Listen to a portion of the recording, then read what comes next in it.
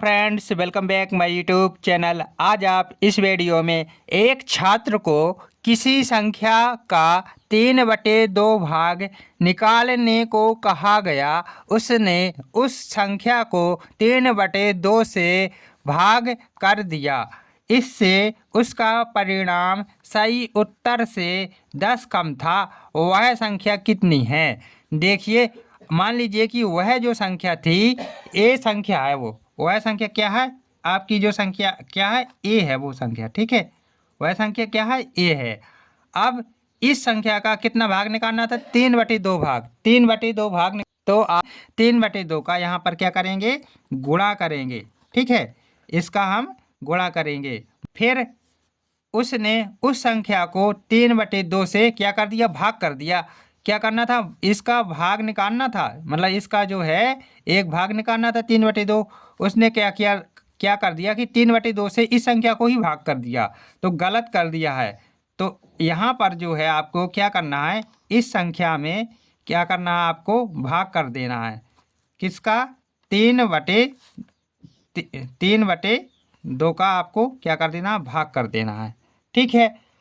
अब 3/2 का इसमें भाग कर दिया। अब जो अंतर है, ठीक है, इससे उसका परिणाम सही उत्तर से 10 कम था। कम ज़्यादा हमेशा क्या होता है? अंतर होता है। कम या ज़्यादा यदि आपका आए, कम और ज़्यादा आए, तो वो हमेशा क्या होता है? अंतर होता है। तो इसका जो भी अंतर है, वो कितना है? 10 है। 10 क्या है? 10 है इसका अंतर। इतना हो गया आपका। अब इसको आप हल कर लीजिए, आपका आंसर आ जाएगा। जैसा इस सवाल में कहा गया है वैसे ही हमने हल किया है।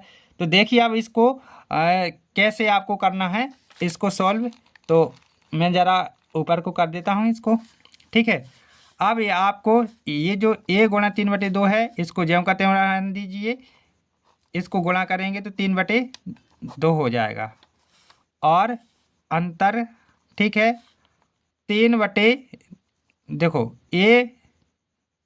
एक भागे 3/2।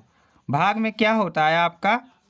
भाग के स्थान पे आप गुणा लगाते हो। जो हर में होता है वो अंश में जाता है, जो अंश का होता है वो हर में आता है। इतना आप करते हो, ठीक है। इतना आप कर लोगे।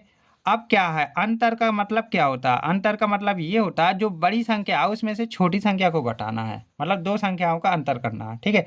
तो ये 3/2 क्या बड़ी संख्या है?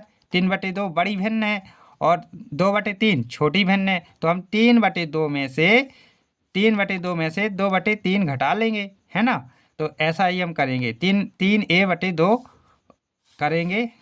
3 थोड़ा और ऊपर करते हैं इसको।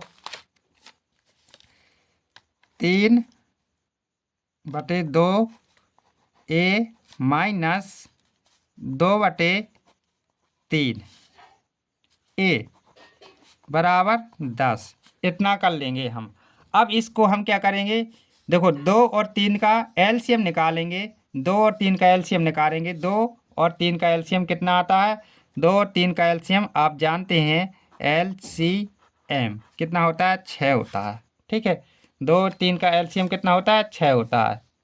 तो अब हमें क्या करना है? जो ये एलसीएम है, इस एलसीएम को सभी में क्या कर देना? गुणा कर देना है, ठीक है। सभी में गुणा कर देना है।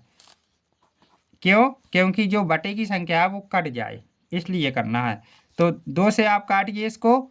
2 से 6 को काटिए तो द्वितीया 6, 3 बार कटा। 3 से 6 को काटिए, 3 के 3, 3 दूना 6 और 6 गुणे 10 कर दीजिए। तो यहाँ पर जो आंसर आपका आएगा, ठीक है, 3 तरका 9, 3 तरका 9 a माइनस 2 दूना 4, 2 माइनस 2 दूना 4 a और बराबर में क्या आएगा? बराबर में 6 गुणे 10, तो यहाँ पर क्या हो जाएगा? 60 आ जाएगा। इतना हो जाएगा आपका। तो अब यहाँ पर 9 में से 4 घटाएंगे तो कितना आएगा? 5a, 5a बराबर 60, ठीक है। अब यहाँ पर 5 से 60 कटता है, तो 5 से 60 को काट देंगे। कटेगा कितनी बार? 12, 12 बार कट जाएगा। तो a बराबर जो आएगा वो क्या है? 12 आपका आंसर हो जाएगा। और यही आपका फाइनल आंसर है, मतलब ये वो संख्या है, ये आपका आंसर है।